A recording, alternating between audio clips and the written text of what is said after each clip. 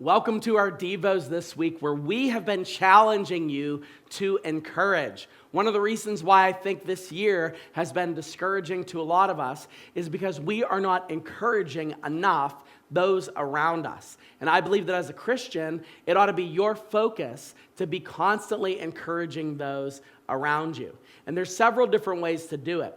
But today, I want to give you something that is vital, especially if you work with people, if you have people that work for you, or if you have children.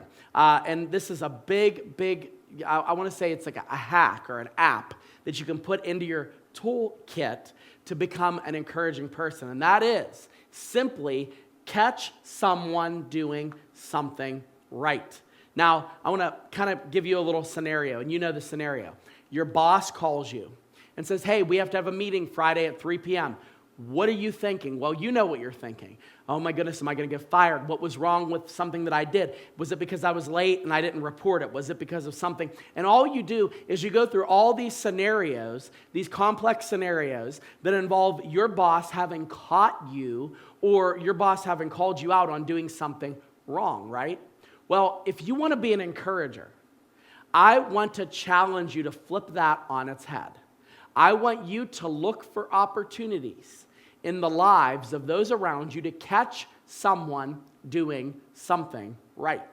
For instance, our children, we just were at a birthday party, and we left the birthday party quick, but my children, they have a lot of energy, and I have no clue where it comes from because they just endless, nonstop, bouncing off the walls, constant energy.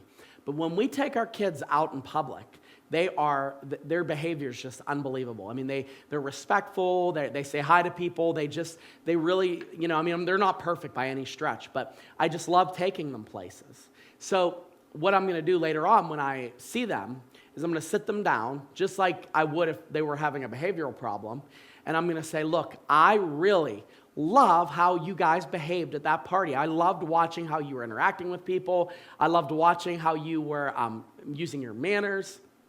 And I make a little list of all of the things that I caught them doing right, meaning they didn't know I was looking, but I was looking. So what happens is it gets them excited to have those conversations. And what I want to suggest to you is do the same. There are people in your life right now that the only time you really talk to them is when there's a problem. It might be somebody you work with. It might be somebody that works for you. It might be your children.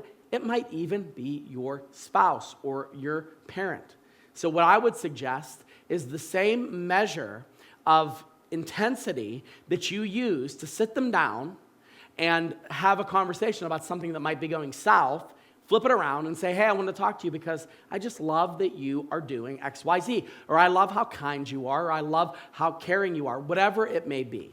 It's really important that we take this attitude because the Bible actually commands that we constantly be an encouragement. In fact, 1 Thessalonians chapter 5, verse 11 says, therefore, encourage one another and build one another up just as you are doing. Don't make this that big of a deal. You don't have to sit and schedule this for an hour. If you see somebody doing something nice, say, hey, it really impacted me what you've done. You have absolutely no idea how you might encourage someone by noticing the good behaviors that they're trying to display in their own life.